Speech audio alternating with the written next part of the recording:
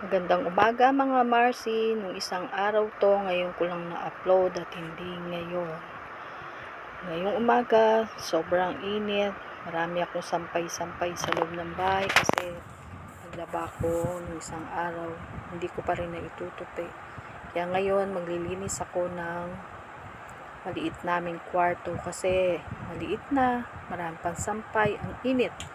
Tapos, alam mo naman mga anak natin, hindi mo mapaglinis ng bahay kundi ikaw pa rin magulang, ikaw pa rin ang mag-aayos ng lahat.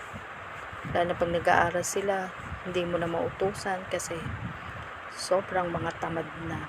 Laging sasabihin na pagod sila sa school, gusto nila matulog, gusto nila magpahinga. Ito, tanghali na, kaya mag-asikaso na tayo ng ating kakainin ng tanghalian. Nandito sa labas ang aming kusina. Ito ang kusina ko at lababo. Ito ang CR namin nandiyan sa labas. Magprito tayo ngayon ng galunggong at talong. Ito yung hallway namin palabas. Compound kami kaya wala kang magawa. Ito naman sa labas yung aking anak.